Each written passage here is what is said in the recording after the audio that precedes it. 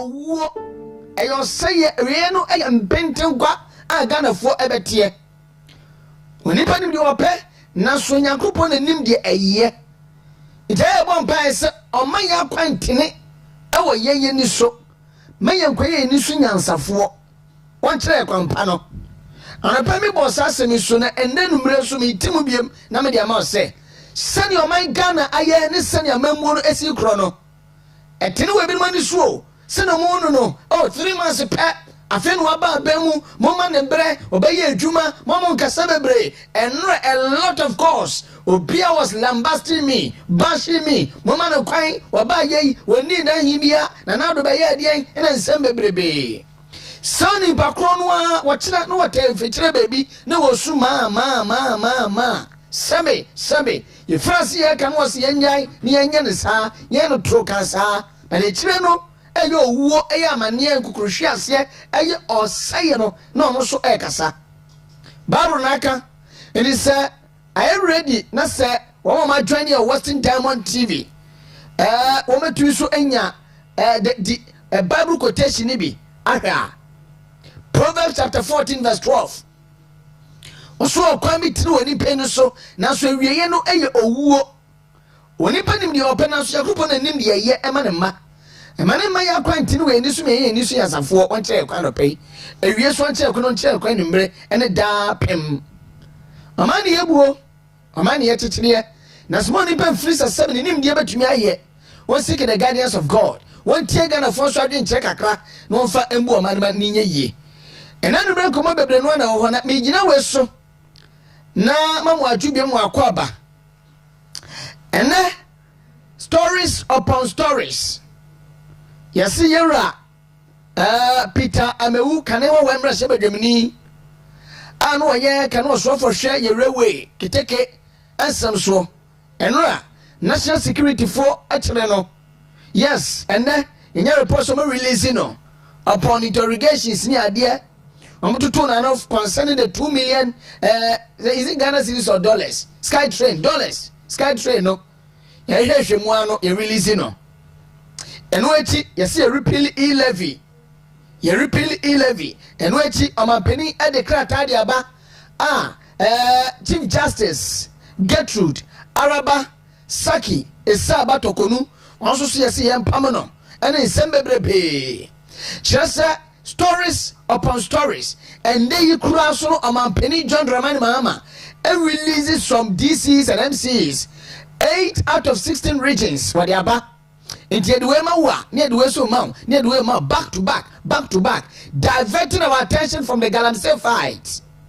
And that is the problem. I got for me even no. Omo share ho you free say sabe wo ye adwuma 120 days social contract. Wa share ebo wani akwa apam enti na bo share wa share ye no apam oni ye ko ye no nti also otumi deliver na apam no 120 days social contract. Sana Ghana for between no munnim say we may back to back no to confuse us, to divert our attentions. No munnim somebody divert your attention. But then they muni ensam trafo ntino. De akobi an yeso. Ebe mo atini o mebi ase na ohunu bebia oman no ekro. Now, me no nni ko kakran fa no e-levy and yesi repealing.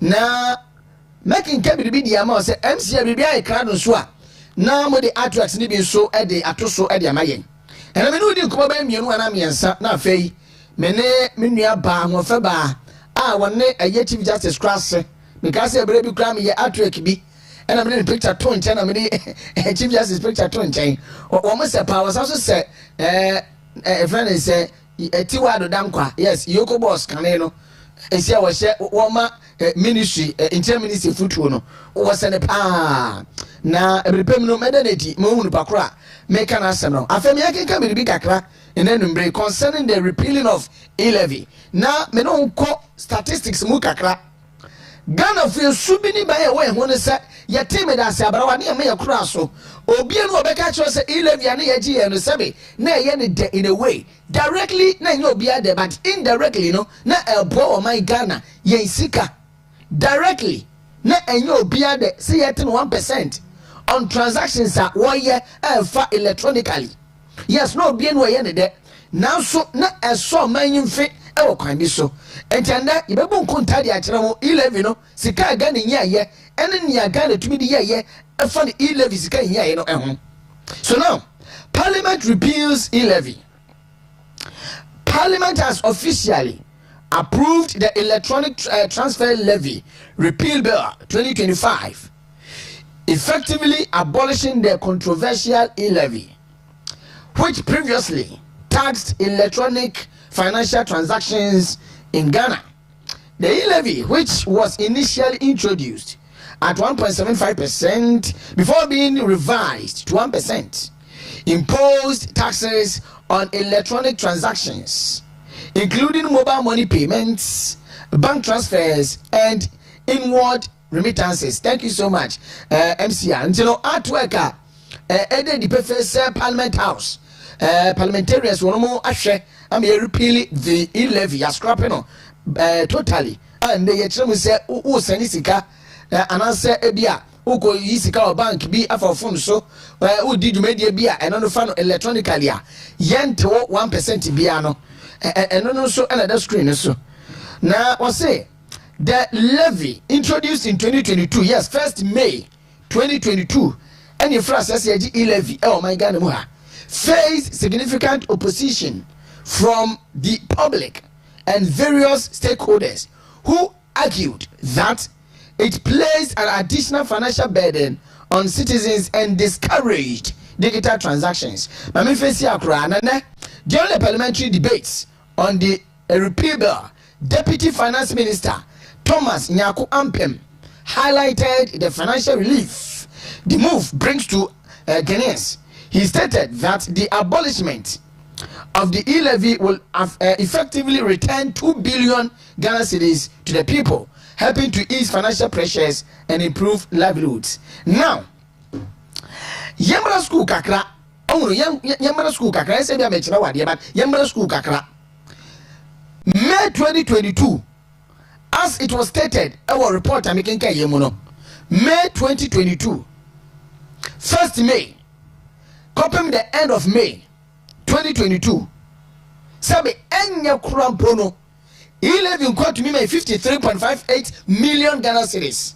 53.58 million Ghana cedis. And come on, me know the mean kase e-levy na ye anasa na enye. But me crown ya na e-levy no etumi de bra wo man Ghana yen sika sem.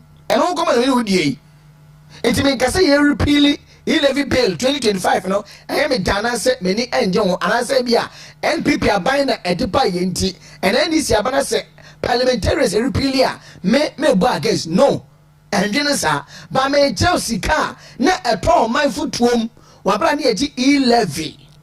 All right, so May 2022 and you know na 53.58 million Ghana cedis. Afei yaba June 59.23 million Ghana cedis. July yenya 65.07 million Ghana cedis. August it appreciated to 71.29 million Ghana cedis. September 78.95 million Ghana cedis. October 85.73 million Ghana cedis.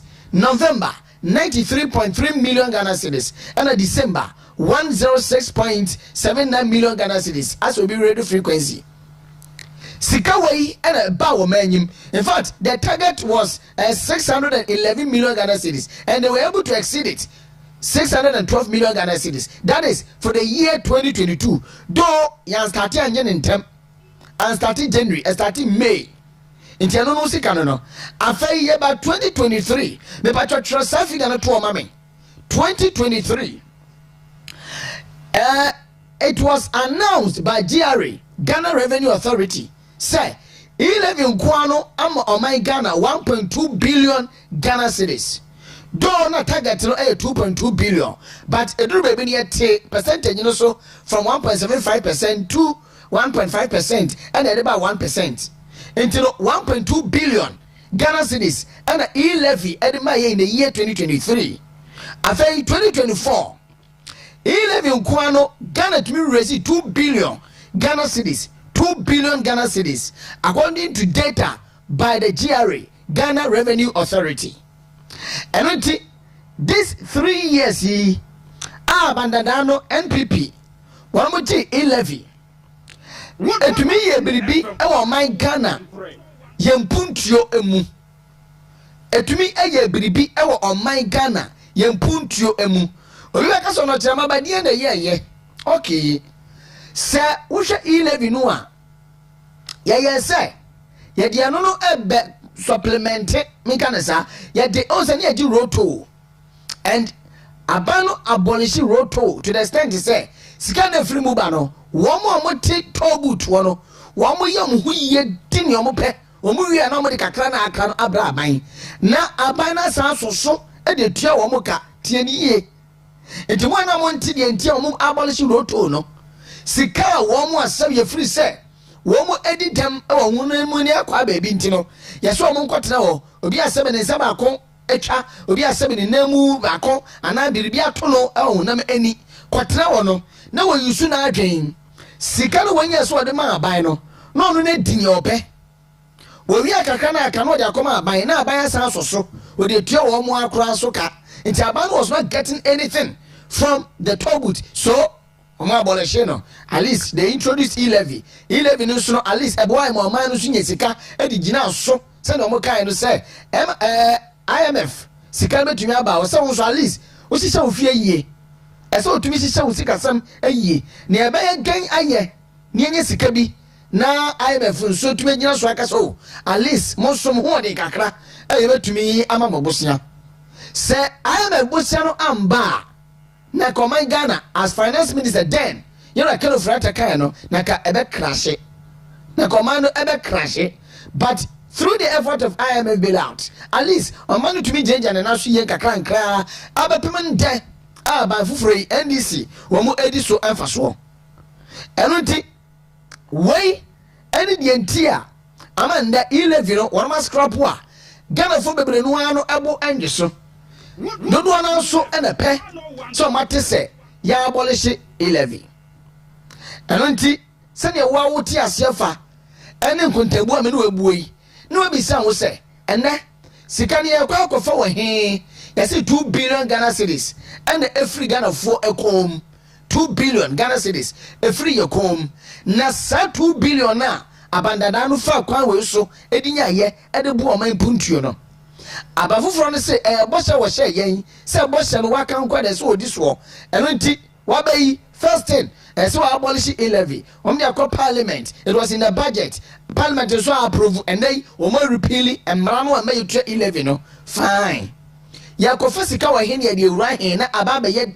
atuma ababa hye na nem we bi sa ho se hemfa ene bekutumi ekonye sika ade ahyesa e-levy na nemu ekwan me no de obi bu befu de but me no enye ho na mehwe but also fatu seniani omunu na bobo ho se ebeboa yen anase kwa mi so emboa yen but asinti e-levy ne de enten konkoda de aye bia no mampeni ene the members of parliament from the budget to parliament now one mo repeal amabiribia no aye kama pa very well afei enkomo ba akonso a yeteye na eho krata aba Yura Felix ofoso kwatre awoye government spokesperson was also minister of government communications was also member of parliament for Abura Asebu Kwamankese in the central region.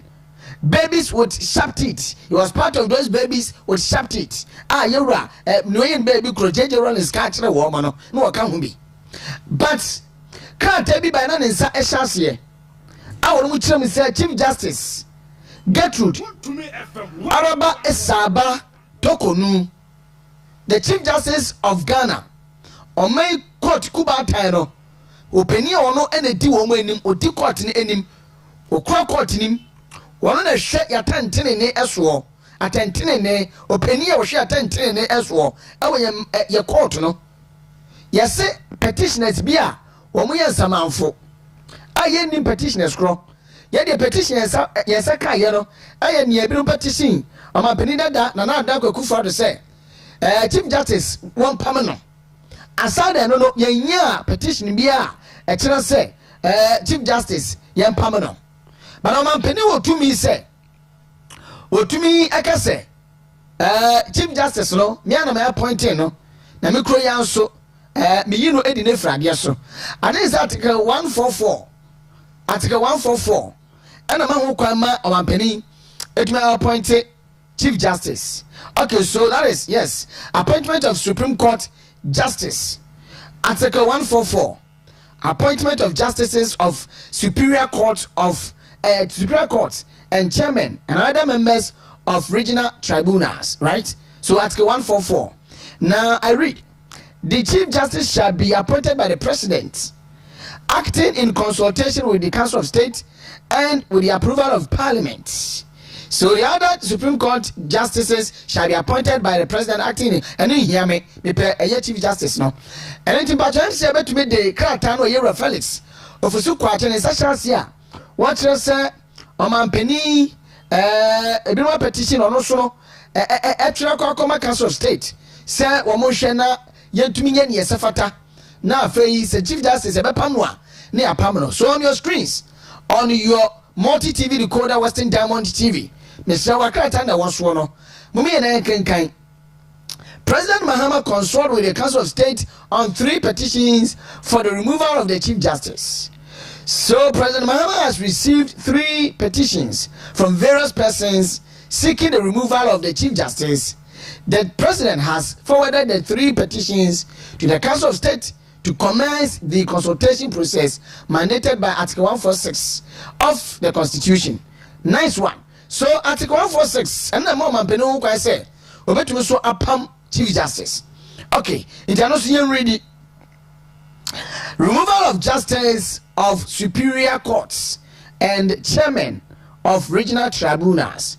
Inti melas when krate free Oman Penny ne kasama fo eho. Inti am se betu ye no ne free so.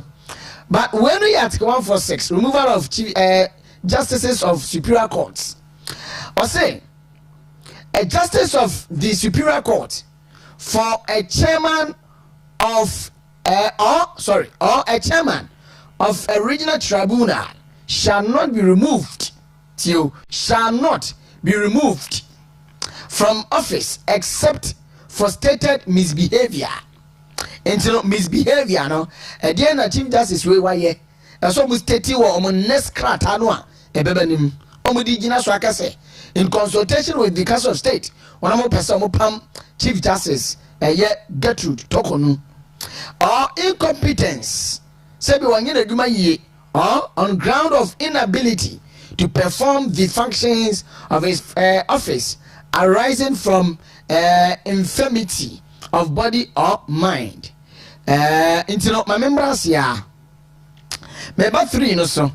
If the President receives a petition, but quite first one ye Chief Justice every Superior Court, that is our apex court. Alright, so it says if the President receives a petition for the removal of a justice of a Superior Court, one say may who petition me. So in any case, if it is true, so receiving petitions being put from 3 persons are. The President receives a petition for a removal of a justice of a superior court other than the Chief Justice or for the removal of the chairman of the regional tribunals. He shall refer the petition to the Chief Justice, who shall determine. Okay, that is Obia, one of the chairman. But I'm sure a Justice Nankasa. Chief Justice, no, and therefore, he says where the Chief Justice decides that there is okay, so now 6, where the petition is for the removal of the Chief Justice, and what hear me now, 6, the President shall, acting in consultation with the Council of States, appoint a committee in after Council of State. One of our Bemono, I man say, appoint a committee consisting of 2 justices of the Supreme Court. Okay, one of whom shall be appointed chairman by the President, and 3 other persons who are not members of the Council of States, nor members of Parliament, nor lawyers. And until we do my petition, you want to say that okay to us, I know. A womb, and until Oman Penny, yes, son, with respect to his office, constitutional statement clearly say so person wey be sample no a one council of state any country no ho eno no when the crack na come on say a petition council of state say ngofo binom eso pese yi eye yewura ana say owura yere get to talk no efre kunya so as chief justice Oman Mpuntuo di obeye biom ne say obeti abedekuo na sa abedekuo no e wo say mu mienu wo mo ye chief justices a wo ye justices a wo mo supreme court ne no achi ba konso e wo say ye no say wo chairman game training na eno achi no Oman Mpuntuo say apa nipa miensa womo they are not members of council of state womo council of state no anasa womo nya mrehye bedwamfo anasa say womo nya emranimfo se na be yo metumi atena asem no so no metumi ahwehwe asem no mu yie no no madi asem no say ye no kure say yampa say petition na ensamanfo no ye ni mu omo no e de akọ Oman Mpuntuo no ampa say sefata say chief justice no ye pam no ana and it is some Mpuntuo but in case no ye Mpuntuo to gen to me so e de ye biribi asabe ensamfata na ene emra no ebo ebira yesra no yese Mpuntuo say mane nye biribi ene gan emra pon no ebo ebira because when we dey and it man said do onye lawyer ni onye mranimu ni ba wo mo mutunufo e ba no mbremu wo mo etunufo eno ti wom so butu Oman Mpuntuo fo e fa no embremu no wo mo nim mrai we dia sabe me nyamranimu ni ba ne yakwa twetwe pie e wo mbra ponu mu no e che professor Oman Mpuntuo o wo adwuma bebre ye ansa so betumi kra apam chief justice owura here Gertrude esaba araba tokonua awasa wo fa sa kwa we na so aso tumi akasa me pam no ntemase we emunda ho obi atene ho ase eyasa matete ti se Mpuntuo obese oyi chief justice inti na Oman Mpuntuo pam no because we incompetent and constitutional state misbehavior se bia waye biribi e tino so asabe waye nneoma bia bukot na nimtia na se buo ma na nimtia se me pese me hunu se me nkyere mu wa misbehave waye nneoma bia nsam fata ana se two incompetency se na djuma no woye no enye ne sa na ye ka kyen se wonye ana so se bia na waye biribi so ene na hyehyɛ de man na functions no abo ebra so these are the things clearly these are the things also Oman Mpuntuo gina so na otumi ka se wade epam eye chief justice and the fact o kan yese nsuo to wo no nti no obecha kakra nti no ye ma ne bere kakra bi na 10 minutes ye ni enkomo and enumre wi a na ye de political discussion no atwa so Dr. Boateng peni kwankyerefo a wada Faith Homeopathic Clinic ano na ayansa wo no esa wo ma yansa bia wo no epantuma yes epantuma pa na enwanwa ebu okro omo say na Faith dia de omukuta magical fingers ana na no bibi sam so omukuta magical fingers ana because okoye no a e de second 1 2 na ho aton even environment near 70% ayarsa we duru environment no enokra be so ya 70% na 30 no yede yandro ni ade no e de account tibati yade bi tse stroke eni yade glaucoma cataract and also the kidney obarama johnson tentem liver problems lungs diseases prostate enlargement dey am ka say prostate ni dey barama bia obi but ya na hunu a e de asam enenam diabetes high blood pressure mesuama nkun esanse eno yade a ha dwen pa na doc abenti no ye ni komo doc good evening Ochema ibi aboko nyame ene wo mpai bo o hwan fe pa sa mo hu no wata de ne fatal pa na sipi o ze mi hu tailor no pa we kwa obumi o me man 2 years o de ba ye na de na keteketem o de 1 year na pa me so o hwe me body no pa me hu atade shem o be ne so no na aba o mo sha atade na fit na kama ka African wedding ke so ma o mo fan allowance o allowance bem na me ye kese ntino no la pero ye ni komo ye bre ni nti ye ko Faith yes e de na hwe ni mu ye bre ye ko Faith yes Ochema nyame nhyira na ye nchia wahwefo ne watiefo a ene enwumre wotie eye wontumi radio eye 101.3 ana fe Western Diamond TV so wada Roma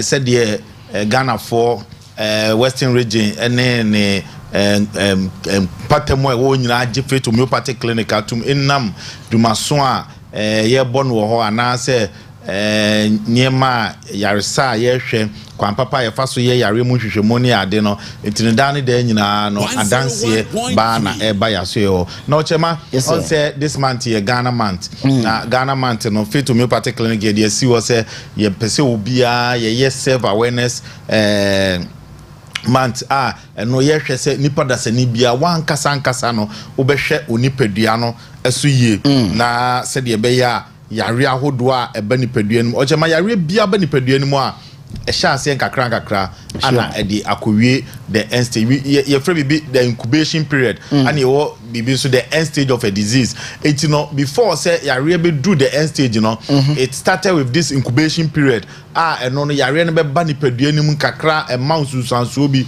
ene saa ne mani nyina na ebo nka ye se bibi nkoso ye ewo nipadua nim na wo ye nipa wo na wo be hu se no me nipadua na asesa nti da bia na wo se o study wo nipadua no enipa bebre wo ye hwe ye nipadua no enhwe se edien na ekoso wo nipadua nim o chema se wakoto fufu na de abesia na enam guso na beba na enam ni bi ni so ase wo be hu se enam ni so saa na tie nipadua no se ni ma nkoso ye ewo nipadua no o se wankasa no hu se bibi nkoso ye ewo nipadua nim na watumi atu ho anamo but empepi nipa bebre tena ho na o hwe se ebedu stage bia eno na ebebubu na to ana ase bia ebedu the end stage of the condition and sana watu enwanamo and na faith said this month yes here this was a free medical screening bra be hwe wo nipadua nim bra be hwehwe de ekoso wo nipadua nim a ekofa wo haw de abre nipadua nim enu ntino obi biara obeba yaso obi yes here free medical screening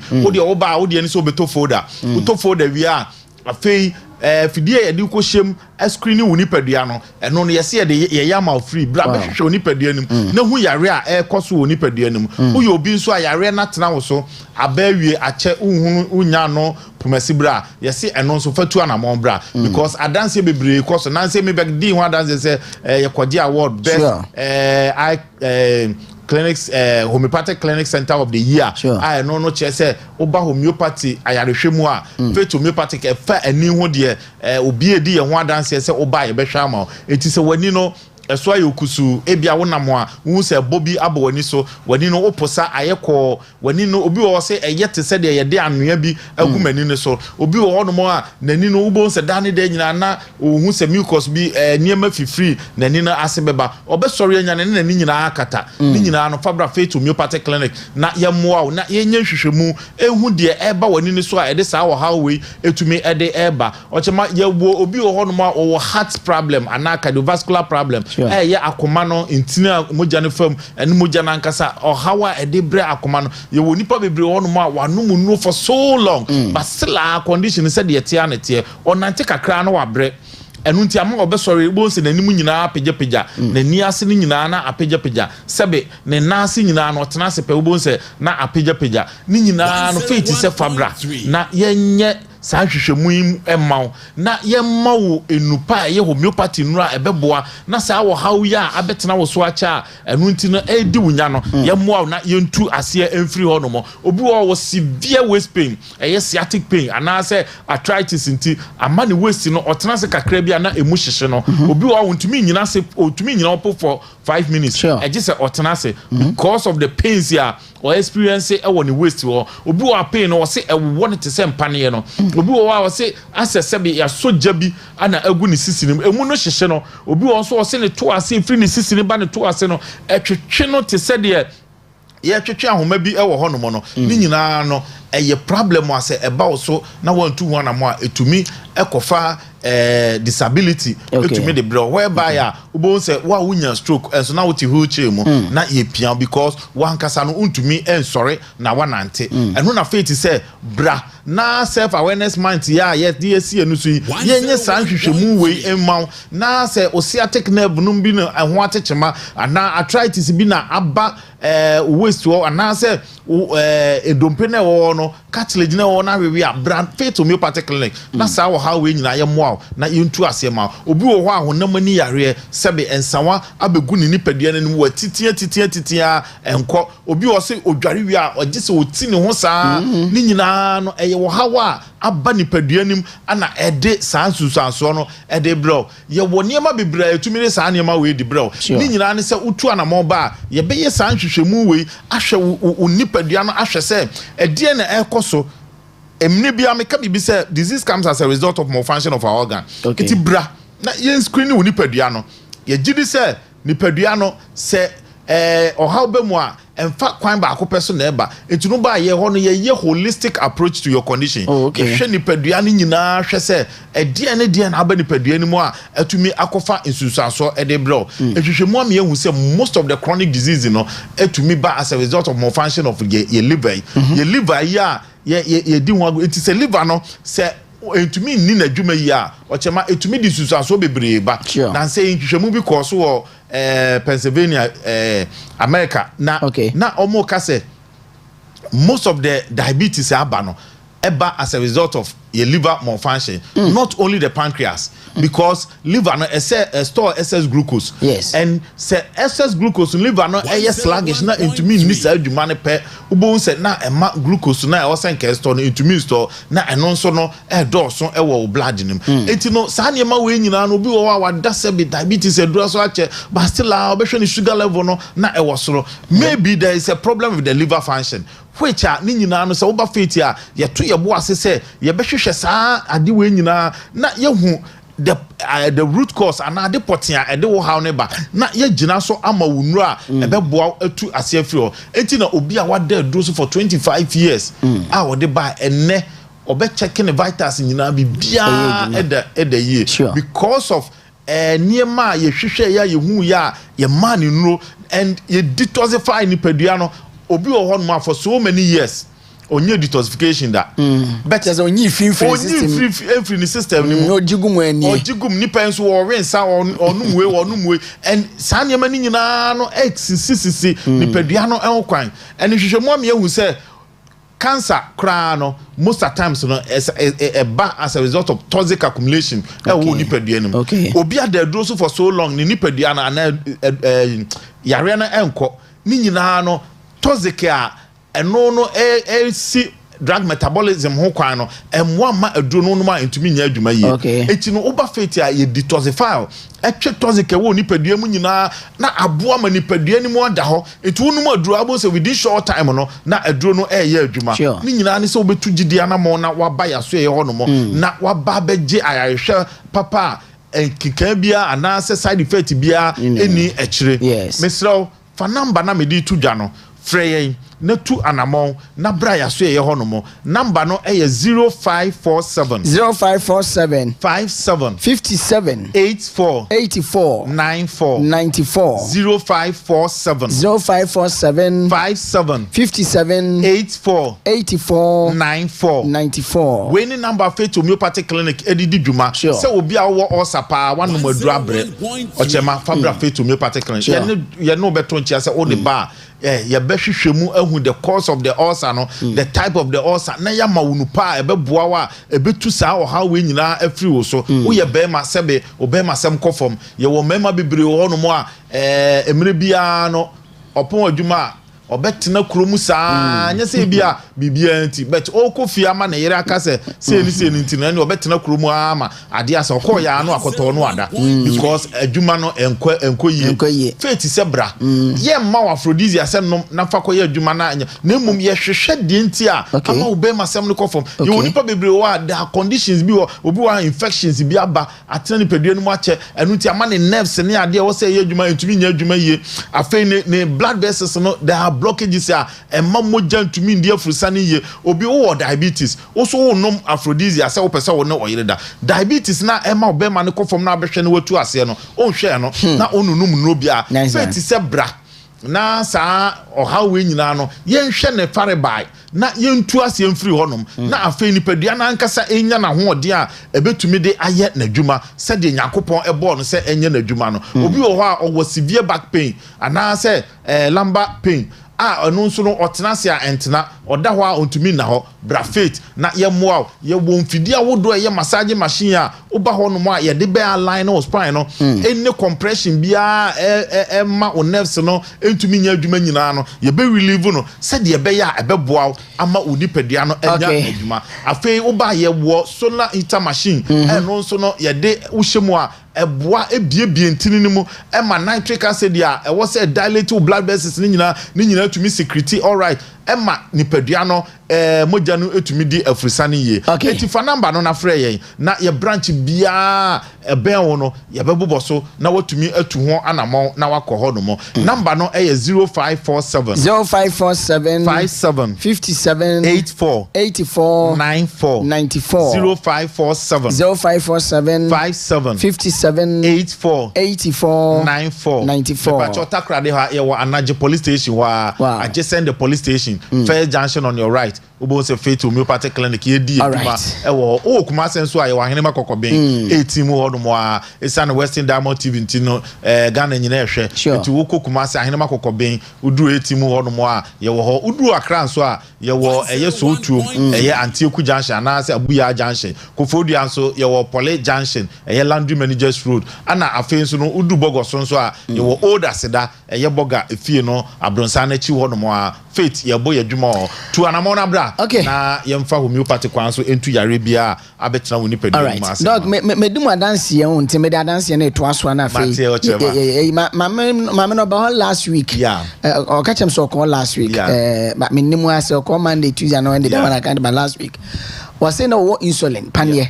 that diabetes right diabetes but oba mo nyame adom is your panie ni bi woman ndro no na make kan wa say on say obi wa diabetes no ebi wo kwa na liver na kran fan but at times once diabetes ye na adwen say pancreas nko na say etumi secrete insulin a etumi di diabetes but there are other things in so ahwehwemu amiahu say etumi di saw how we nyina ba okay dog me fa wusini anda wase ne ebra na continue ye fa wusini da city all right na me wetu mirika pa all right so Dr. Boateng Faith Homeopathic Clinic ene ne din ko na tie ba so so a ye the number no edbesan amount na oba fa na ho fe wo krom ha de edutwam untumi mfa na ntoto oba bia ho na se eba no NPP mu so a ne ho fe pa we first to none minim your tosumi mum de but ono na me de minim.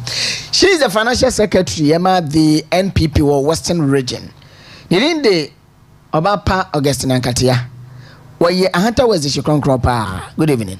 Good evening. Who ya? Nyamina okay. Yamina do miss mu pa. And the yabend we kono. Onyago. Intino yaba speed pa. Oh, America too. Yes. You know, me sure they student no more about. Yes. But how do about them? You know. Very well. And they come on the door so but yaba main 3. Na the aka ya bobo so a intino yabedi ka hwe MMDC's list bia aba ye no man na ye wom tie ba yete any district in bisu ye wom and the MC abetumi de MMDC's no ebinom womo e na de atoto so I think say signed by Yerua Kalistos Mahama one is secretary to the president you know 8 out of 16 regions and womo MMDCs no wono enya Western region in Kaho Ashanti region in Kaho esoro wo so Kaho ne ade a na ne na mu no ya hwe ne mu se hwe bi from nda kopem ebia 3rd April de me yana ntiese na other ones na bantino MC enya office of the president krata mo de ba fa no MMDCs no list na me de atoto so e de amay ntino mami just 1 minute on this we na aba no yo ma me fa akwenye do na mi chia yenim penyufo a wo the national level na member region nchia ozinkan a oboko region boko yen game changer Western Regional MPP executives yen chairman or no chairman Francis Indedesia or Superman break Accra maybe di nature you know or papa bia I would love to work with him in Fibiara Nyakopon Ziba Mahen. Wow. Because enyene na ma esu anyama bebre. Nti enyumbri baby biara wono michia the rest of the executives no michia yen secretary General OKT. And so obwa hen pa.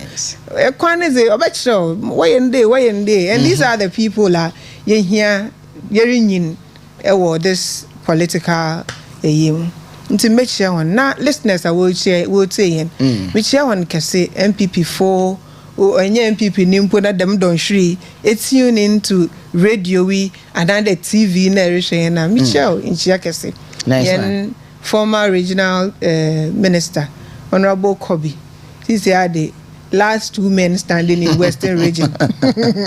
Honorable Boama, maybe owo bia no inchia kese nkomo yen pieces a wako another wako this contest I wan ye michia obi biara na michia wa so abu adwuma mbeta ha many ajemro shop wadwuma no yes nary en years because this topic here ba be discuss it or in two folds. Okay. One, especially with the judges, no, but one aspect deals with the law, and the other aspect deals with like politics. Okay. Another the other one main Canada. But you've dealt with the one okay. Court constitution actually and how I appoint the removal and everything, and I really enjoyed it. So constitution because when I was coming, I came with the constitution. Okay, so I'm back home. I'm so what's our Joadia? What Chantino? Baby, I can even if you want 3, I can get them for you. Oh, some more soft copy no ha. My bro, because me have see how you say, hey, Papa, you've done well. It's why I'm a human in a way, me come with the mouth. Because me who some fast, why any so we'll tackle the political aspect. All right. Into MMDC's list, and James said, baby, the whole time I'm going to be so to some other regions, some who are there. I think say 4 sheets in Jana Muda to so. Just 30 seconds on it in front. I have been so. Onye easy. Yes. Onye easy. I think was it yesterday another 3 days ago. Na me share mpoho for Wednesday. And ndoko wesi wono. Ndoko ya wesi wono. And for me, I side with them because especially this work here, talking on radio and TV, there are countless times may share your brother Abusi. Okay. And Onye easy. Yes. The man has really suffered. So politics, so we reward hard work in Kotsina, irrespective of political affiliation. Min kada Onye Juma. Oye Juma. Atasa. Because I go meet now. And when that from power time and now one kwano on ye crack no or manager of a program. Sure. So this is the time such a hard working person, a reward and on your bibia, and yet there only the technical or maybe the educational background in to me handle such a position. Or you good over to my also on free chromo. Oh, okay. Sana mo can be free chromo. I see. Now all your human the one can free chromo had it. One the bufunu say Oman Penny a brand of campaign no. And other executives a compo. Yeah. A question or mo say. So much be a human na so much seat no. Womo DC no may free the elected executives name. Sana mo kachele womo. And do accept. Yes, and I have the report here say Oman Penisha womo boss say womo to me edge seat different BP semua. DC no womo be free elected executives. In time we elected executive. Yeah. He's a secretary. Yeah, and even if Onye a member of the executives na watu abama wana, why you juman for? Sure. And same thing is happening in my constituency, Ahanta West. Okay. Atasa sanka Onya some ena oya na mpanyinfo so se du fiasem. Nti enim mo orokodo and reasons sintia some decisions are being taken by some people and go be today ASEAN go need to be no compete this year position. America because my mission no town na or mukrom ni nti your program ni wie na ye wie back door. Oh, Charlie, for easy. You see, I know how these things awkward. To send them now why na eja well about 4 years now we because one amembu is just for 4 years. Yeah, it's true. Atasa. Na so we 4 years. I'm on sunye juma no. At least so bosum bia mbo na wotua na ka 1,000 cities mpa. When then no so Americano tui na onyes kan fo kan for do nante ko no we nya na don faso. But here is the case obini personal interest in this particular person if may allow no ba obogu against him another be or compete in the near future and something or they try they be in film and nothing will not help. But for me, I'm so happy. One quarter one year damara so that in Chichebuno or Baba more so that the whole Jumano they should continue with. All right, I think it's a repealing of 11 no you find she be near no copan down the what 11 no fraka down the what I didn't know fraka down well I shall be pepenia into anybody I would even want. Okay, very well. And budget debate, yeah. Now, Finance Minister Dr. Kesato Forsen described the budget as a transformative plan aimed at addressing Ghana's socio-economic challenges and restoring the nation's past glory. International can say the budget is one of that. The budget is one that is people-centered, with innovative solutions to address our deep-seated socio-economic issues, Forsen stated. Budget here, you're back in Canada on the 11th of March, Tuesday. Adama, no caption ya diamond ni. Who the same? In fact, Yakupon may in Arabutar. Asumdre Odo na Korea. Now on my hand, penetrate. You understand? You need the patience to accommodate in your beer because sometimes no I to beer na and control maybe na akoka assembly na wabe a problem because for me that budget I mean angasa meti hey as a guest na get ya me hu hwe bi papa biara wo hu the titles are other man me so all hype no me hu hwe wo hu this government 101.3 economy MPP growing to 5.7%. One projection simple worry no 4.4 no what to me project actually na matter the wako a correction for parliament. Oh Jesus. And we feel the wa be bibi sronko another na correction na wa be so special more than what MPP did na there no 4.4 projection no so wa be bibia or strom kokra chen. That's a transformative plan aimed at addressing Ghana's economic challenges. Your past glories need now non person samba back. Our budget name. Our past glories no mintaso buamakakra because you're at Tamils and you're John Dramani Mahama. Here economy no will grow it to 167 million or something, right? Okay. And Nanado or the other 1.2 billion, 1.2 trillion rather. Okay. Into past glory no any from 1.3 billion MPP the beno. You found 167 million on no past glory na another then. I don't know whether you are getting the input. Yes, me too, pa. I want to upgrade no. What to grow no? Sika film no 167 million. Na do the other 1.2 trillion. Ebe, chede trillion no. Double billion no. See him the difference now. Into here, mesmo yetum trim the back yesterday. Na abade past glory no. Or chede yan fan ko back. Maybe a past glory they say your man penny that they use 326 million Ghana cedis for the presidency now or no be 2.7 billion and a past glory no and there's your past glory no why just imagine you understand sure government machinery you want expenditure to the mark can see 327 yes next I would do 2.7 billion next in there your past glory no movement share communication MPP yes yana bredo 4 million papa ya ne sister head dan mo otimia papa ya o kuja tabla kwa ne sister no ne fie otimi ne sister no to yo so ha ye otimi hwetama na MPP communication 4 million ko hono hwe de do ye na brother 4 million na 78 million say 8 million no ogu 78 ne dunu pa oye half yeah. On the 8 million no half na here na MPP you see into past glory no on hinde no 78.8 million ye kana ye Ghana fuska ketwa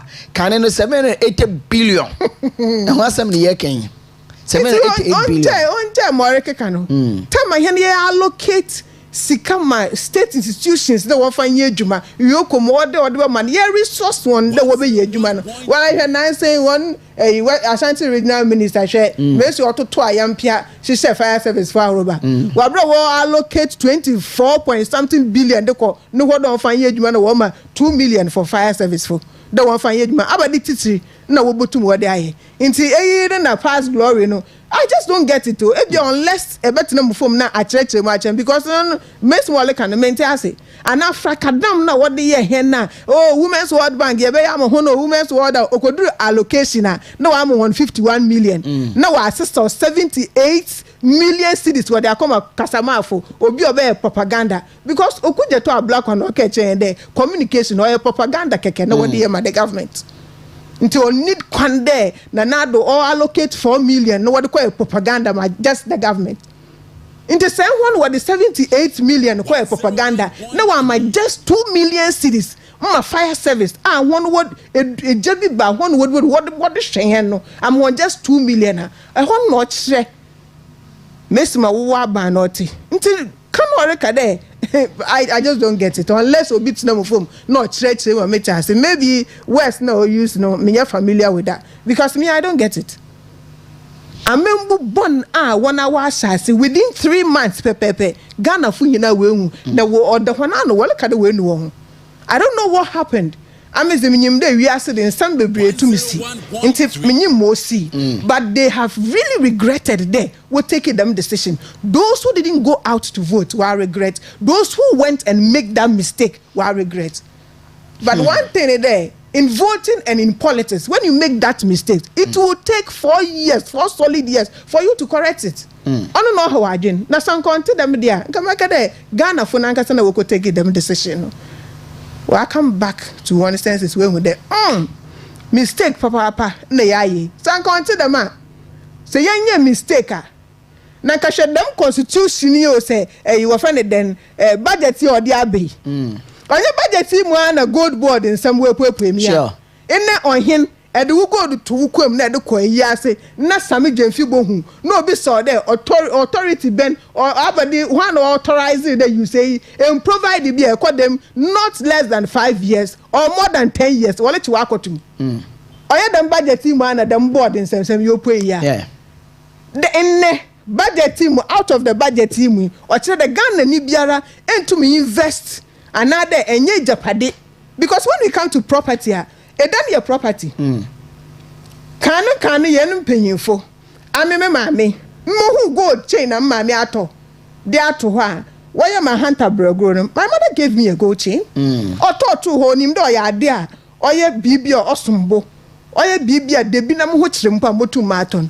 Nti before no instead there what be see mansions na ade no. Some of them purchased gold. Oye one property we dey see. But in the mabani pedo catch and there. What pedo the minyamani hina nekita go da chede wundele kadem. Yes. And no me tie Samijan fee ewo PM Express ewo Joy News. Enumbre no me bedan me tie no from A to Z me one on one. Na so kind ni na me maintenance. Edu be kwa no so PMMC no some pass the bill at the parliament a year gold board bill now no PMMC no by year gold board no and he will become the chief executive officer for gold board and now PMMC no ohunu wakasa bebre na me ansa me to na confused oya ntro nkotin ehwa ehundo oya kwana wa wala fado na what dey hwie sika oya kwana wala fado what dey hwie sika because said them what you tum no be mbra inse enyim there wo ba fa nkofo a wo walk around they were having a name be me if we escape him kakra when wo walk around we be make sure there wo ho aba wo tum wo bo fie wo search there wo go there the master you see when on the mabani ya 4 years see now what me answer BBA very well yan fan komo we fan konkon na yan kwen no ebre no nti exactly 5 p.m. Wontumi radio 101.3 and Western Diamond TV enumrei Oman Mpuntuo ana wutie na bomade na fa adwen kyen fafa 0248 071174 0248 071174 na yendi enkomo May 21 2006 and yet Nigeria Nibia no kuta cocaine. Na 67 cartons of cocaine and a CZ or Pram Beach. Yado call police ID headquarters around January 2008 31st. Any TSA cocaine no ayra anan konkonte ama yehune echire. Me link we to another story about yes Minister for Energy and Green Transition Yera John Abdullah Jinapo Walker say chairman of the investigative committee efa me fi say be wakasa me ho womo kire say ECG for container 2491 a wono enclave Tama ports womo koye auditing a emu baako 1357 na ayira emana ka 1134 na Yera John Abdullah Jinapo chirim say omo ye hwemu na obi bia no a wo ma kire se no bo mu bi no na so be hye pa na wakasa ni na no watene ne nsa ere kire NPP amanyokuo no former chief executive officers of the Electricity Company of Ghana ACG in December Dubik Mahama no be kire no and other people are ono be di chief executives no wonwa se containers etumi nya taban ayira fa wiem aban we penso one penso so kongonte wi cocaine da no kongonte mamitio Okyeremaba. Yes sir. In fact assembly wo ho no mewa osia edwene ho entase Samom dem nsa no otenten nsa wa wana do NPP past chief executives no okay me say that okay you show video ni mra me say that me show video ni mra and you show video because intro dia obati so say past CEOs no past CEOs wo NPP apenso na ye ni hade na ebinum national security so de wotum wo bowru ebini dem ekomod de ho na wall from sika na japade nti wotum po bowru wo hwia as low as 10,000 what you true kokko wie ya Eti me say wall pesca no we say me say what dey na nka February yara ekọ parliament house of records videos were how to prove ekọ was to make king there ebe take office no ekọ inspecting no there were 3,000 containers sitting there actually all pro rotten upon your checks no you realize there transformers no what she containers nim and other ECG nyama what be ejuma. Yes. And then for the past 1 week, baby I'm wo me area ho transformer no ho atouch ma. Ya da sum 1 week. Sana evi wo ho no ma 100 is over 1,300. Into 1,300 pepe. Almost nyama na 2,491 cables near there wo container mu. Enti mo wa ye only ye over. Say reader news no say over 1,357. Yenya bi wa de ye da sum wa de akwa fade because so far as ebe esin there aban foforo no ho esi me be no house of record ho no akwa bibia dot mpo wo batro wa to ho videos baba out me ahwe of which me wo bi mpo wo mfo ne do ekọ ho no 3,000 containers no si wo elebeka dia say MPP ye na abredo de dem nyama ne hina ye jam olitena ho wa rot mo boa efititi abeyala anadwo na masembe ni eten ekọ ebe na emu 1,003 wayo owo hin me show video ni mra e was avant wo me video no MC na Yera John Abdullah Jinapo run am say UTV for the interview so credit to UTV you bet me roll video no 2,491 containers. ECG itself presents as containers held at the ports. 1,328 cannot be accounted for. That is very 2,491 containers. ECG itself presents as containers held at the ports. 1,328 cannot be accounted for. That is very serious and that's very alarming. And I assure you, we would conduct a detailed investigation into this matter. And somebody or some people will be held liable for this. 1,328 containers cannot just vanish into thin air. Somebody must be held liable for this. And I assure you that we would hold people liable for this. And whatever it takes, we'll work with the Attorney General, we'll work with the police, and ensure that whichever group, whatever people are responsible for this, are brought to book. And that we retrieve either the containers or the monetary equivalent of these containers. And that I assure you that this ministry would pursue this to its logical conclusion. We've also decided that we would move the rest of the containers into a secured warehouse. And let me thank the National Security Coordinator in his office for assisting us so far. They've taken delivery of some of these containers. I've written to National Security to provide us with 24-hour security.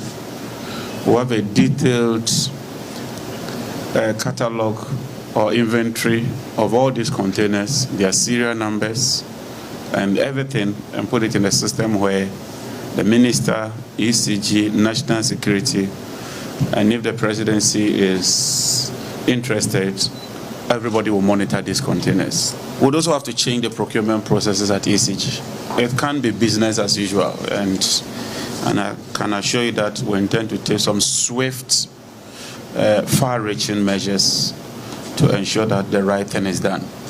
We are not targeting anybody. We have no particular person in sight, but whoever superintendent over this, especially the former managing directors, they will be held liable, and they have to answer for their stewardship, and that is the essence of public office. Today, as I speak to you, Talo has shut down their pipeline because of accumulated legacy debt. And I've had to go and see the Minister of Finance to use the taxpayers' money to find a solution to this challenge. If we do not resolve that immediately, it means that we cannot deliver power. And so ECG is critical. If we don't get ECG fixed, we'll continue to have serious challenges which will impact power delivery and even the delivery of petroleum products.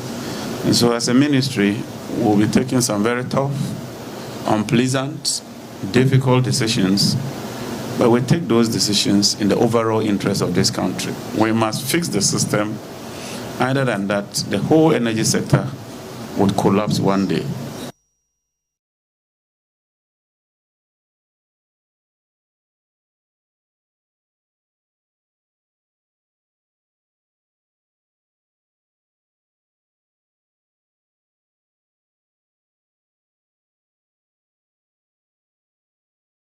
And you know, former executives, former CEOs, Umunadi Ebaye, Interior Stephen Okonom, and Samuel Dubik Mahama nomini adie na Osamoba into book. Brother, the man said, upon listening and watching this on TV, or the issue when they handled in two folds.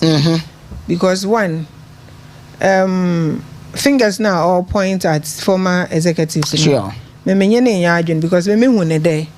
On Ankasa na Nenkofon, Mesma worry perno. It looks like 8 years opposition.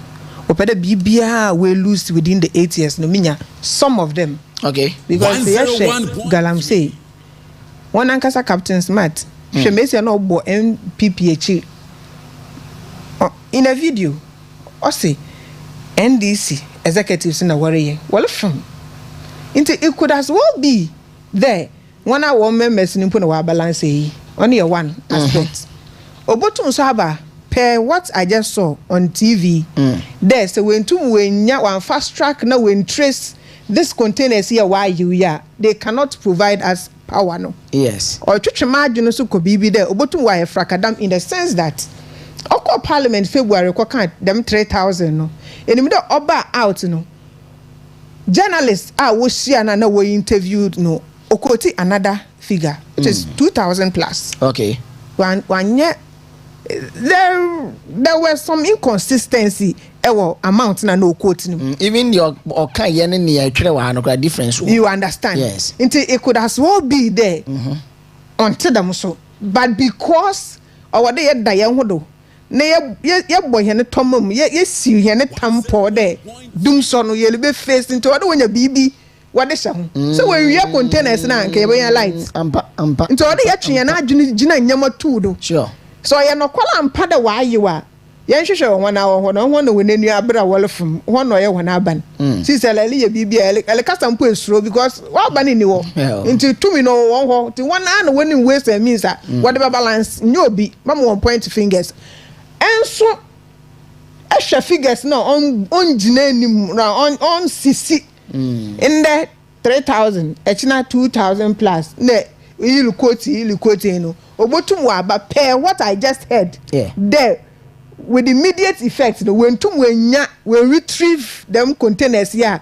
why we are want to provide power man here no ono so olichichi maaju ko bibido okay you understand nti owada da me asemi yehwe no with the new being one ye de hwe ha na ye de ahwa ko ha because bibia tumsi especially when you no coffee a wa ba wolubu amani we serious we say means what dey won bibia oh say ye di nkomo na me call back we search bi na me hwehwe records mu fa no NDC amembu mu ayana mpem bebre ne ma tayira ayira nso a unti ase obadwene wa an example me de ma on fa no cocaine issue yi mu ni ade na enwa and era John Jenna podcast him say 1,300 plus containers can't just as a fly in the air vanish in the air.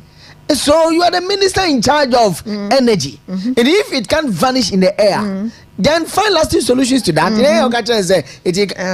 Maybe your container. No. Port on me call. He's just trying to prepare the minds of Ghanaians. Echna na dum sonoba na ye won there or ye na ye ko wi containers into ye nya power. You understand? In one breath, that is what it means. Per mama share sincerely.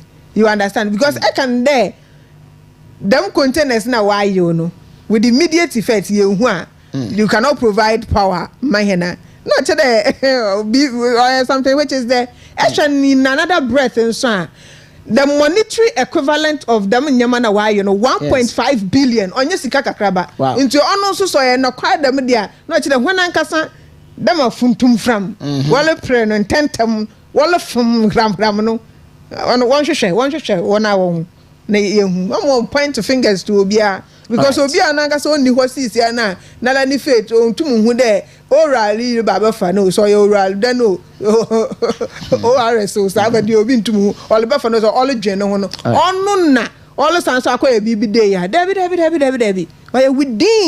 within when akasa won to one hwehwe into this one we have to tackle it in two folds or ya one hwehwe won equivalent no osun what do hwe won WhatsApp one fambra enimeni ni ya until them so dia na frakadam bi no wopede wodre ye Ghana funti in that or 3,000 et no 2,000 day na wo me hu ni ye because ye hu nyama bi eni du ye okay me come back to your budget nim na just 1 minute na fi yentinsi enkomo etwato okra mu so presented a budget statement and economic policy in the parliament. Finance Minister Dr.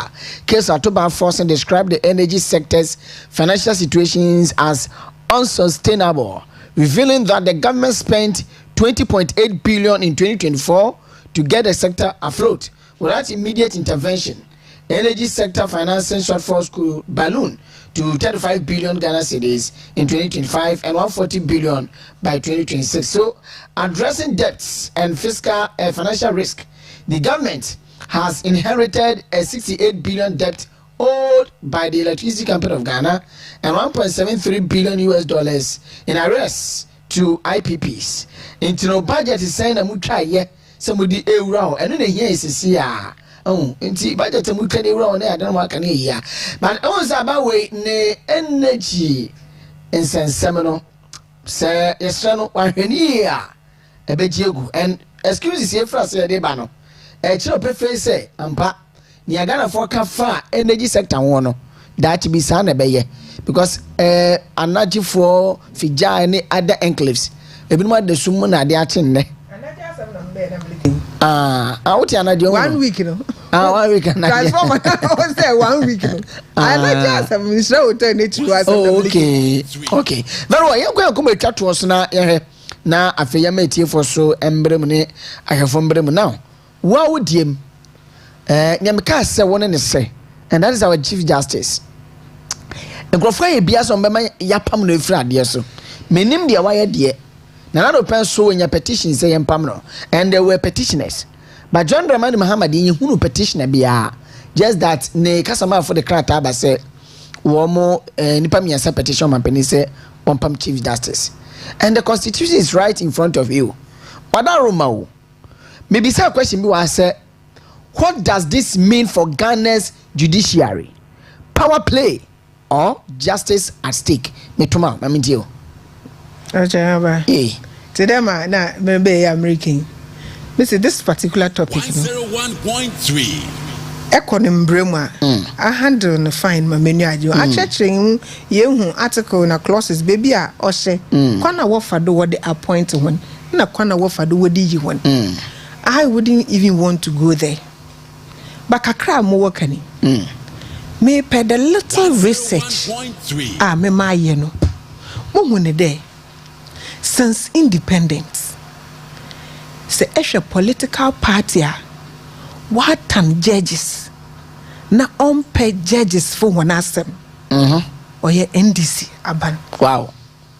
I'm telling you because pay adika Accra marking kano. You see, you starting free. Ebra Yura Rollins, Yamin Fanny Crancy, baby oh, the 3 judges here Okunwani.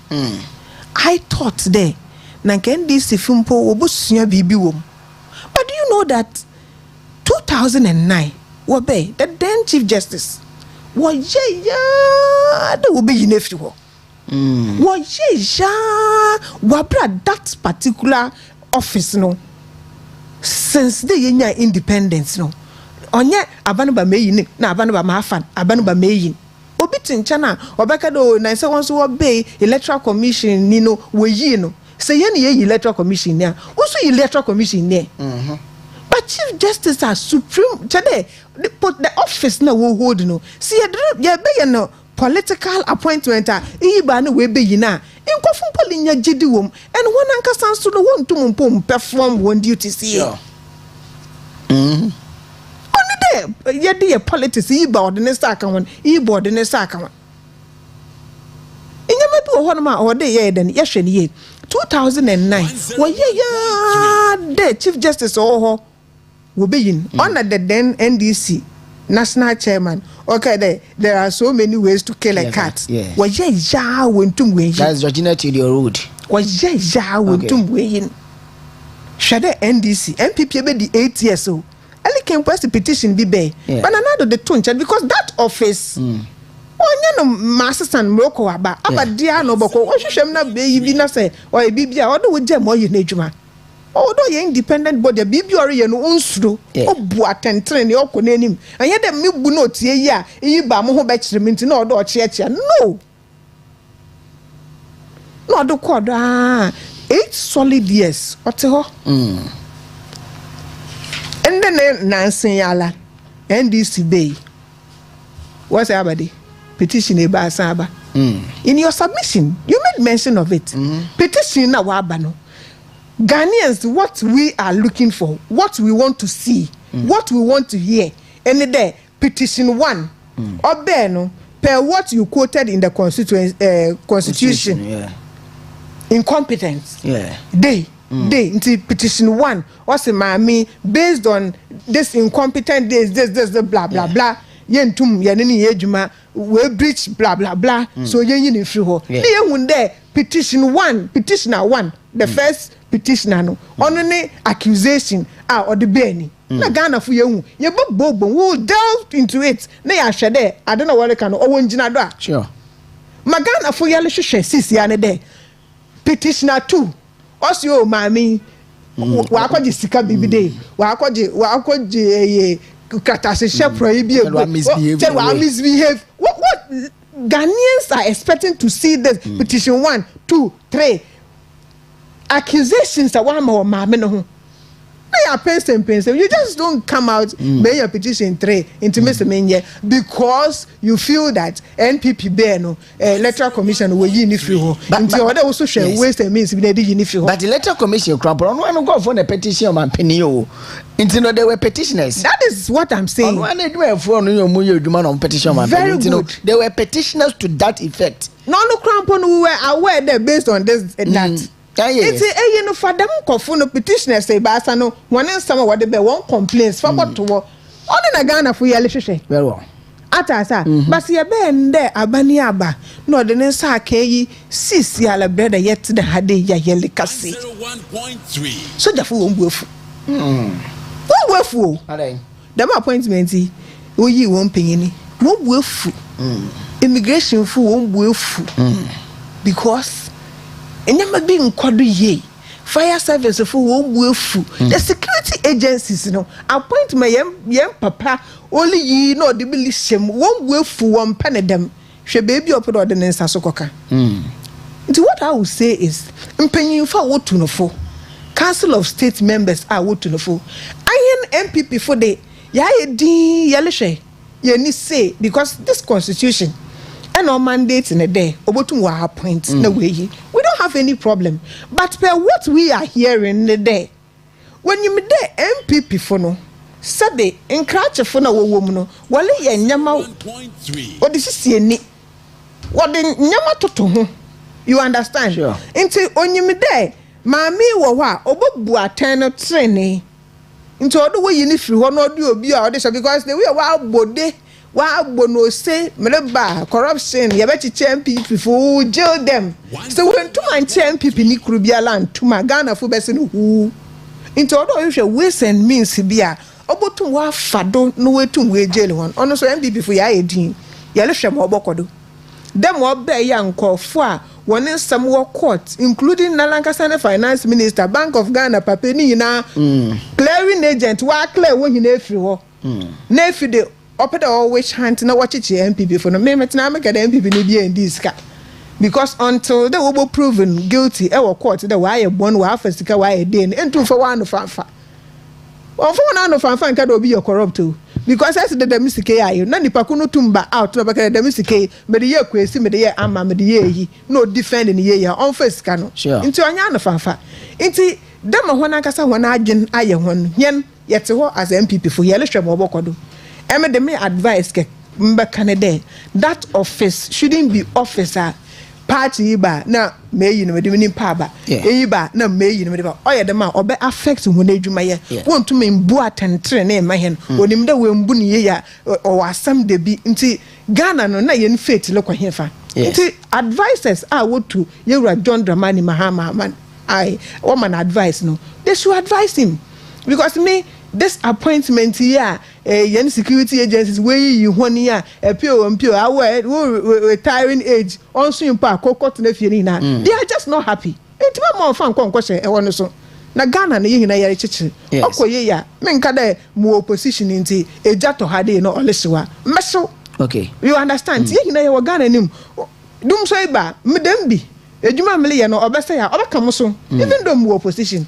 minyim dem me party wo hanko be ye but in opposition bi obe no obeka nti onya nyama ye because ebufu wo ho na nkofo we nya ebufu sisia no ehwemu pa anka onya dem nkofo no so na wo do we nya ebufu nti mama wo advice ni ye yes wo ho no ever since Justice Kwesi Enin Yeboah wo kwa homgiem on the 12th of June 2023 and they appointed this new a year Chief Justice Tokonu Gertrude I want to say a dear potty na wo bakupa obeka samame no aya 1 a incompetency 2 a misbehavior and 3 inability to perform her functions as the Chief Justice bakupe awo kaisa wa minya 1 mpo this where from this minya on in America there obi wo hono masem eyi owo there you understand what the man ben wo owo pede wo bu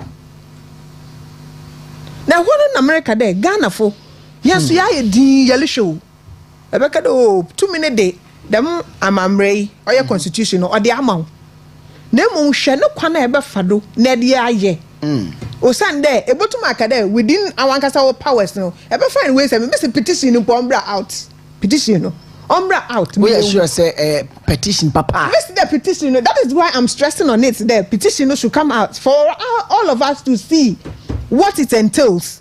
Petition umbra out me na the political angle na wo kan ndie because senior mekenkan na wo aso wo mbra na wo ekuta wo mu no e kiremu pefe se anse betumi etu sa na mo no e so mampani wo pa bedweku na bedweku so pa wo mo so a e wo se otumi yi miensa akoba chairman ono no oye chief oye justice of the Supreme Court na osampa bim kan ho ebi won so yen se omo yankrofo ko munim mmra kra ebi okra so obi oye dwuma court bia na wo ntina asam no so na mo ngi petition nhwem se ampa se fata se ma me no o se yi ne dia na nti o mpananye easy sa se obetumi afa kwamia se meyi na se meyi no all these things as well fem right on America there all do fem you understand yes obey do all fem but at the end of the day, Orifem no. Why to the man? Asia police ni wakwando as a driver. Na ese me this police ni me man one sidimpo. Police no can even use cutlass or new call or they arrest. Okay. But I think most of the drivers nipo when him the one car or the when you second to. Maybe cry chalk. You understand? It's why is there? Police need to me for drop it me na moloko Kojo Chrome.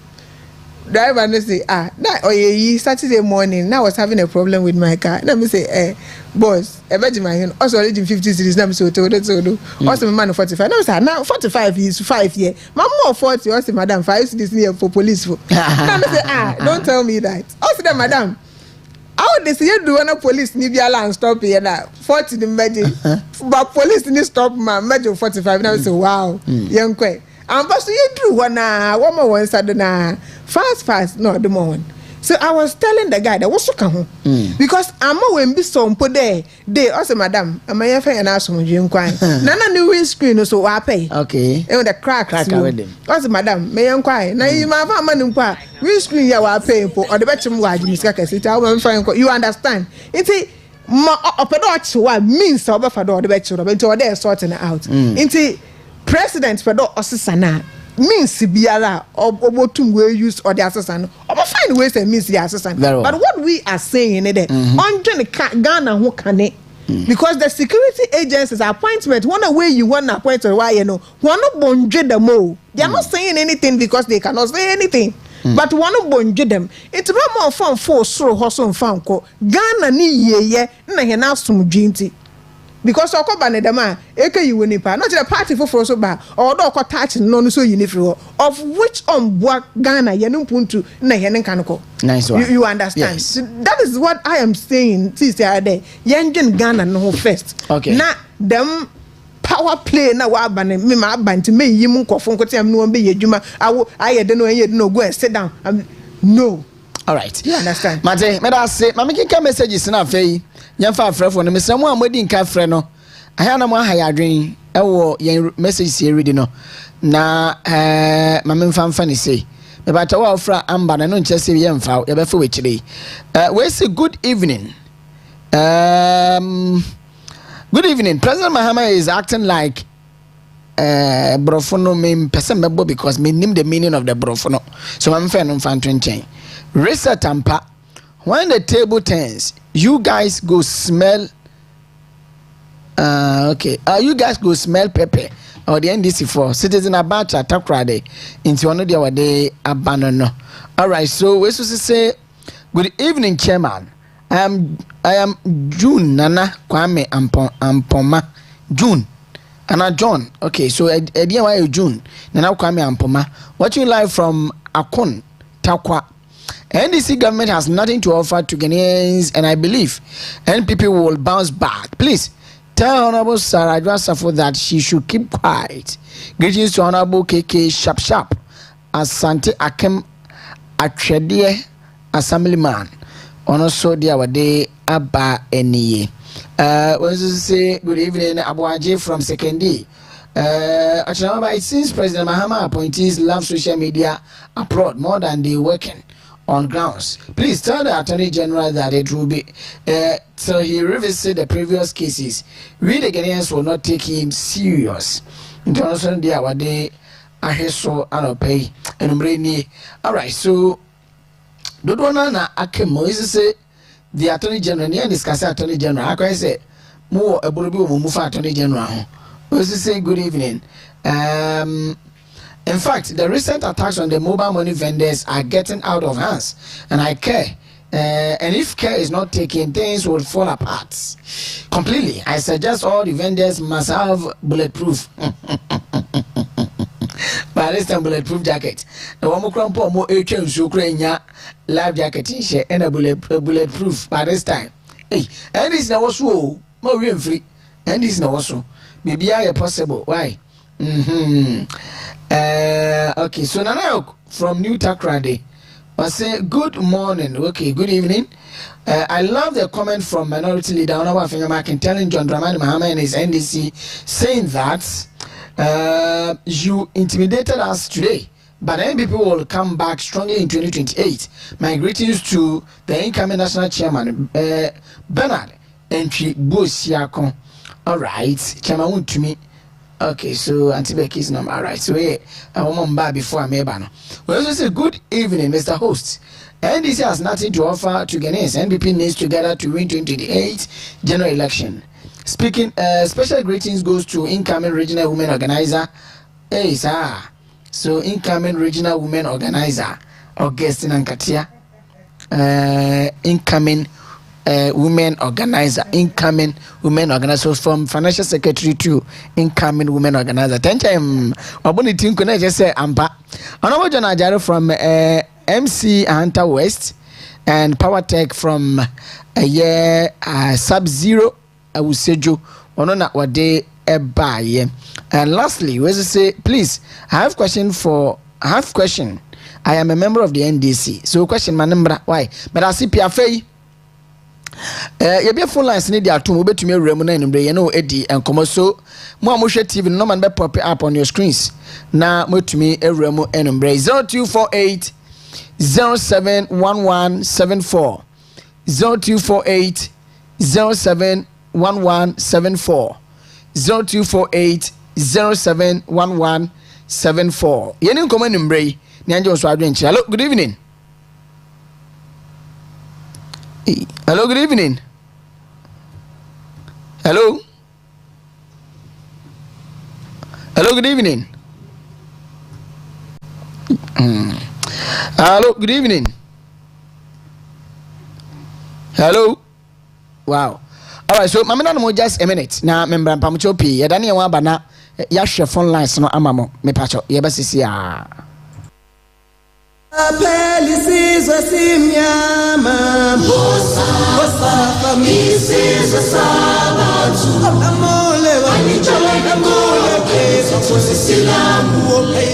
Dr. Addison's dear wife will say to you that take it easy.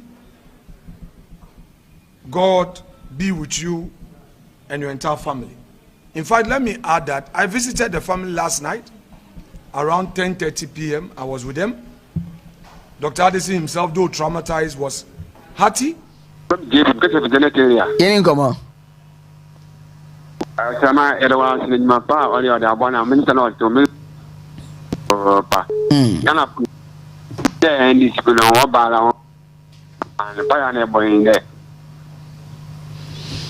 Wow.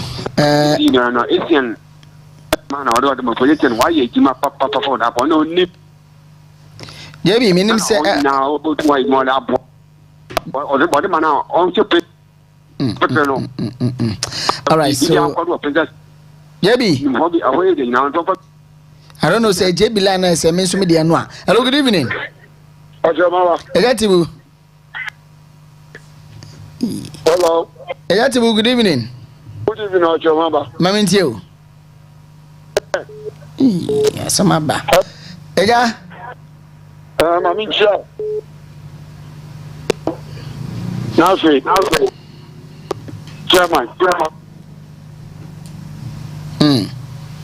All right, so very sorry for that, but Mama, yeah, Shana, yenye lines ni eyi emfa emamo me hunu se callers ne ba na eba but yen line no so emboa ye MC Efrihamum. Good evening. Wow. Okay. No. Hello, good evening. Okay. And the others never came back. And he's taking things easy. I went round, saw the property, and in fact, also had the opportunity of visiting his office where the CCTV monitor was.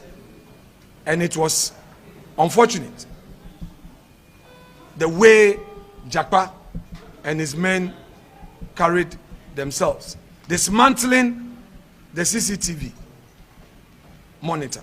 If indeed they knew that they were on a lawful path, why dismantle the CCTV monitor?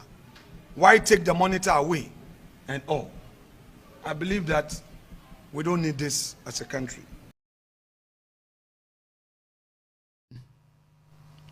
Hello. Good evening.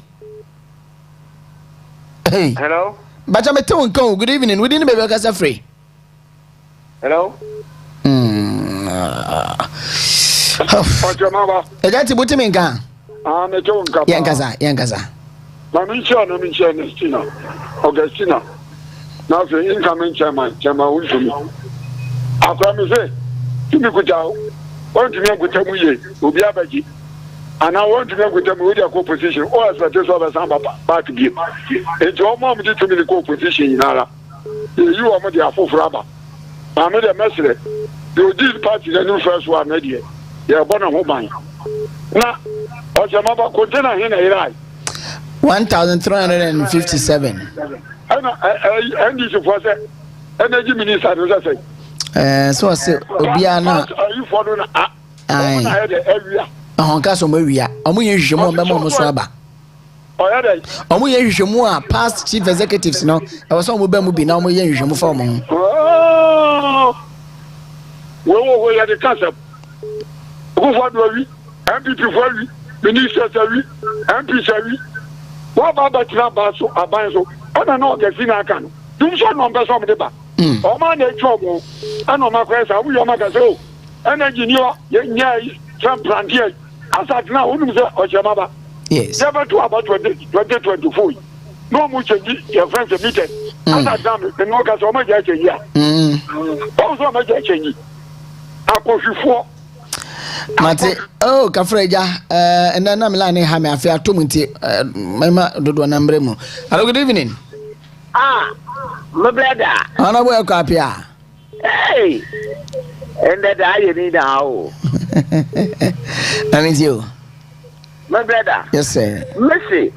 Anyansa sabwan samu dufu sunsun sama bwana anyanwa nimpa bwana also nkete.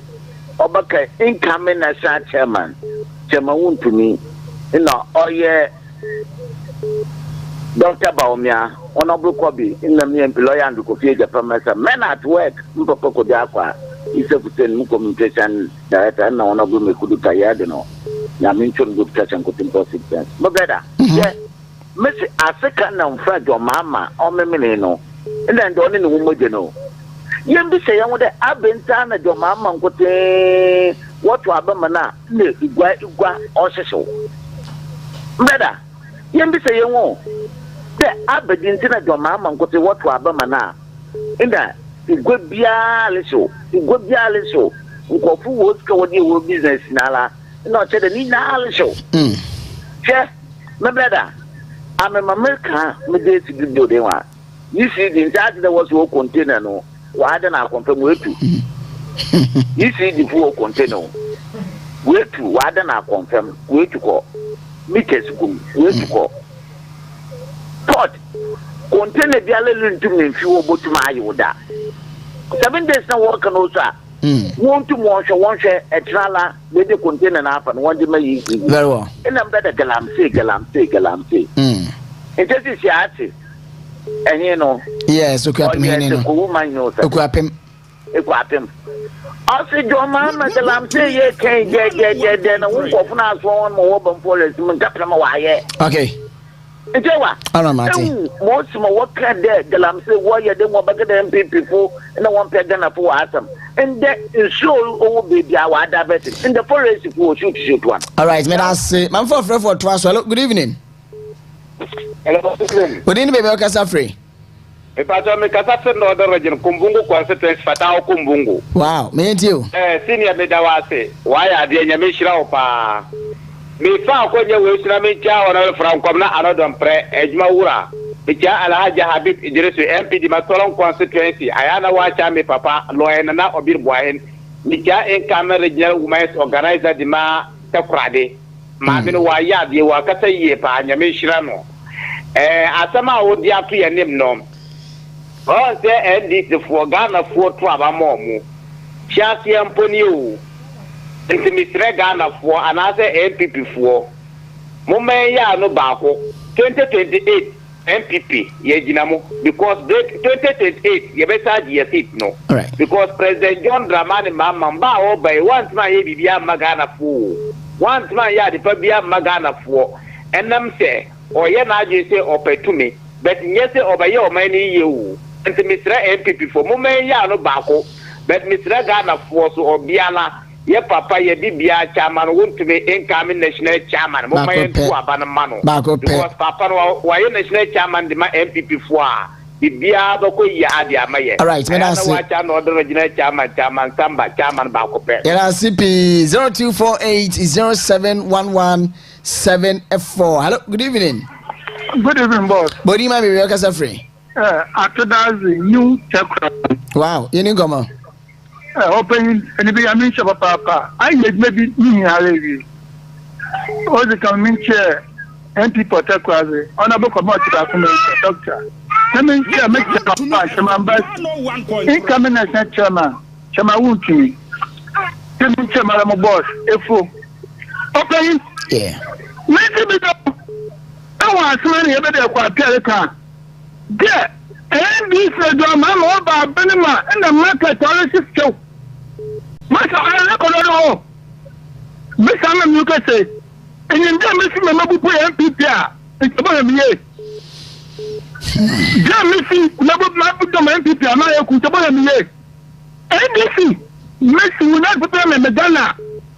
Drama, I say, I'm about to I say, this is the man there. Then I say communication. Abel, Kim, and I German. Even office, no German don't create more. The book to say, Ghana for Yakoton, TV, Yakoton, my wife. And I CP. Hello, good evening. Hello, good evening. Okay, China TV no so ekase we are now for us free. Hello. Hello, good evening. Good evening. Good evening, baby okasa free. Me ho ye pa, good evening baby okasa free. Abuesi. Good evening. Wo fan kobra bedu. Ye ni gomo. All right. O du kan Yankopon ya den o hwe de bia mu ya bota na mbo church nsem wo de chen. Na mpocho tisa mama, o se de doma ori won wa ya Ghana fa. Why Ghana for? If you what about into your to a baby, what didn't check him the ma was about? On my baby. Oh, yeah, to see there.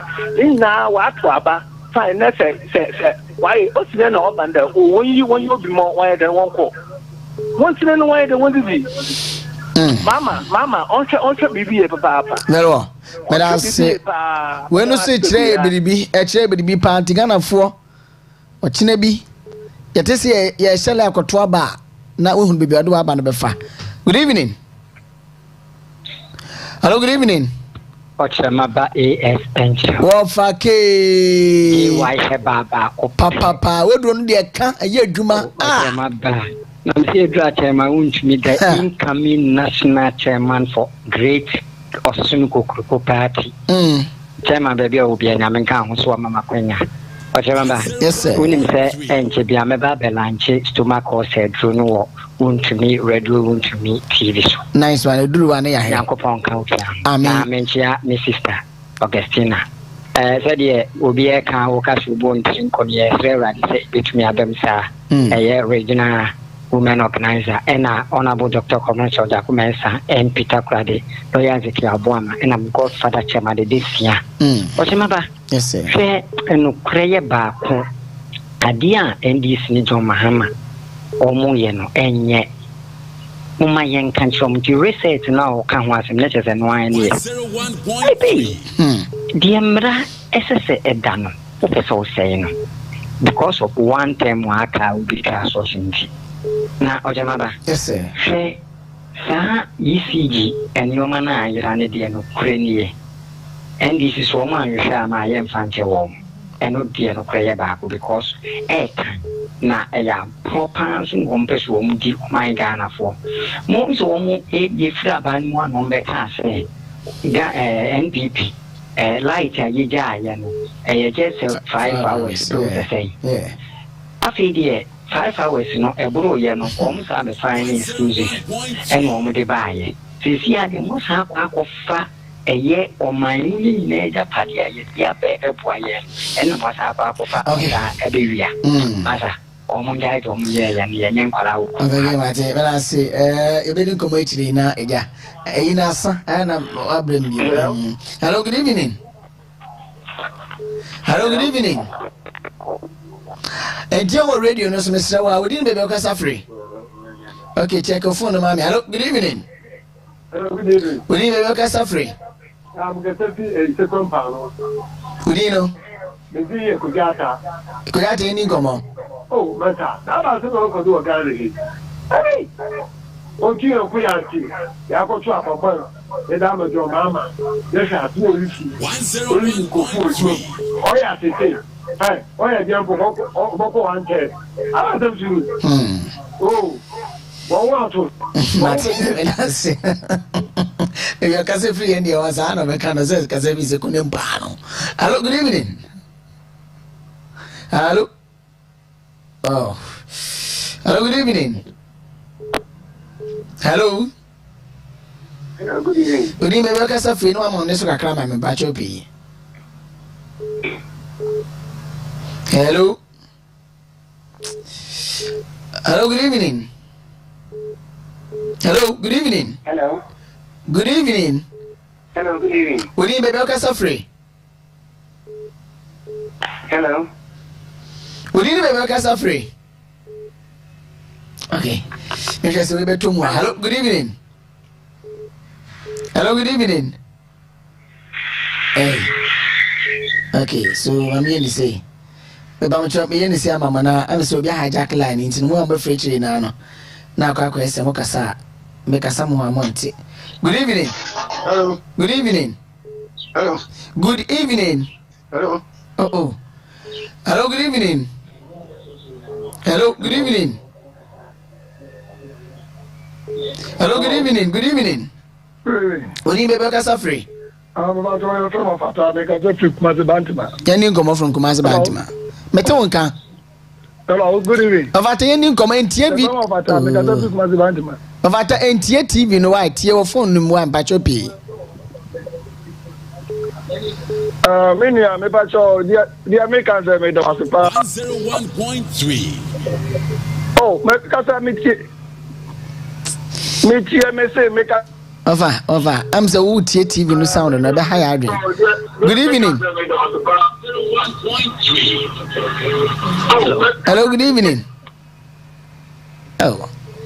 Okay, into the Pacha Casaman Bay, a do, nay, brasso, but me for just 3. Oba, any deal council. When I make a sack our phone name, and TV no volume no, and our radio no, and we delay Accra. Mr. Wyan, come on, and yet day. Hello, good evening. Hello, good evening. Hello. Good evening. Good evening. Good evening, baby. Casa free. Here come on. Anyway, my mentor happening with you. Now, I'm going to about and woman organizer, mommy, what can you now? What you are telling me now? Short company. NDC for Omobale, instead of that, I started on the campaign. Instead of that, here, $50 Legionnaire, and the Yemisa of $1 of that, almost 50. Nana Jama, 14 cities. Okokia put a soup, put that down. And Kenya, you were Mahama, or better send Subanian. Oh no, what to send Subana, Dama, Ghana for, they say, this year the Yakumu, and you're not Sina, Yinani, Amana Balata. But this is what I'm saying. On here, I get you on to what you want. And then I am a tank of way, for, or this tank of what I got with the Mahama protect you or more first. Or the compensation, I'm a tank of one of the for. Okay. And yet, I'm saving the best to us. Who buy a piece young liver? Let me have a sense you are. Who to me, if it's a swing in our say, a pro, I say, I start by me in our aspect. It's a bot and I am. She says, Muhammad, what the Arian are the 3 years. Say, hello, good morning, last call. I didn't be Casa free. Hello, we didn't be Casa free. Me for when you find last caller. Hello, good evening. Good evening. Good evening, baby. Casa free. Oh, Picani. My brother, I know you're Madonna for the DMP for Baba. No better and she said, Papa, not your mama, Mendy's Wababa, no be will go Nadina, Abasua, my brother. Mututose, Western region from Punya Pocase. My brother, see, I let him quantos which you use. What back when you may now go? Akufa to receive medical investment. In the Western region, where you bring out for what to a better MPP. What's so when you may now call? It's change. Or the will you? And this Wabo one card to compose to my water can be Takoradi, another while you were Western region. In the Western region, you win in kitchen. Check if we use we or your market circle to most my Wallian. It's more dinner for where to watch what to a better MPP. In the MPP, what the GMPC head office was able to get hello. No better. Report expansion. Akupadu, yes. Thing now why I'm a Western region. Nice one. In the Western region, for what the MPP are, and the what to a bit one. May I say, Honorable PK Quapia, may I say P, or say friend PK. So I didn't come back home, and we'll be with the PK. All right, so incoming women organizer, Western region, August Nakatia, but current lawyer, financial secretary, Emma NPP Amanyokono. Is it true? So, over for women organizer. Oh, time no saying, but I would like to contest. Oh, you would like to contest for that? Oh, okay, okay. Oh, Safata. Yeah. You can do the job. Starting in a polling station, and I was the immediate past constituency women organizer for Hunter West constituency. Oh, okay. And see, Ejumane. Oh, very well. A corner Baba da Hode, for the contest now. I would like to contest for that. All right. Oh, just 1 minute, 30 seconds. Final words. Oh, how many it is so someone? But I say 57. Okay, me padam stress on BB. And member stress on Ghana Gold Board Bill. Initially, me say gold board in 7. Anytime you make us make a day, when I want to gold, another would deal in gold, they should rise up. Sister, wabe are there Ghanaians, or they so near Casafang because you're not info. I want sample as or I'm in poor again. You find us some good as my dimple share. Not me new to me be another be a mammy authorization be a mania them the quota. Wotum watch mutuma them mray. We need a Ghana for you to me to more or ye. Midrisino, number to transfer MPP. Fraternity no unity ohiapa amembu a NDC libuno this first 3 months wa ma we be si dada ono de there won botew onya de wo be ye bibi papa bi oba magana akonenim nti wo ma yenka ye humbom ye because if wo flop mpo na ehye ne yentem achicha they will still find their way through. Not the Ghana for the year di one about. Because I call a co frey. No say oyem palma de. NPP yebaba she nyama put things in place. Ghana lube funny. Chada obo sorry jina ye.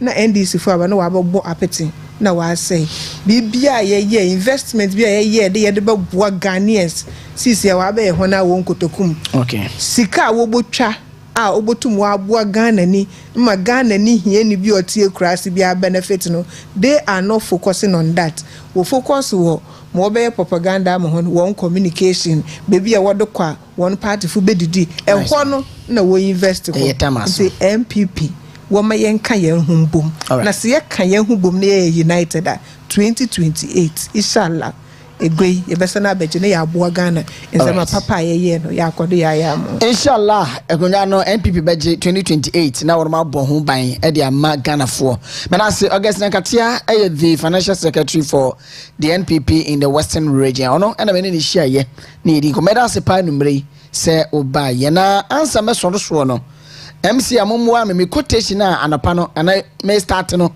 me say anapa me start no me di frase no Proverbs chapter 14 verse 12 no mo san fan to screen so mfama me na me dedicated this verse e dey ama NDC amanyokuo ende wo mo enedi aban Proverbs chapter 14 verse 12 e beba o screen so enche wo say okwan bi tini wo onimpe ne so na ewieye no eye owuo wonipa nim de opɛ nyame enanim de woye emane ma ya kwan entini we ni so na eye ni so nyansafo won kire kwan no NDC momi nyankropon di mani mu kan na munja atata no amotata the previous government executives and also appointees me da se yerisi me di Okyeremaba AS Enchill the radio PR entire production team no madam was MC amaya de papa pia mi hira mo for the bi adwuma mo bo e de emaye na mo de Eko TV no eso me so so no sia ebo a abana sawa mani ampon e de no sia brem kase no e beto aso na wo de amma mo metina mu ema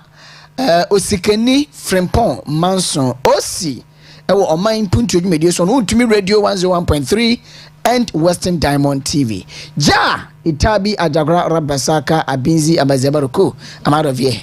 Good evening.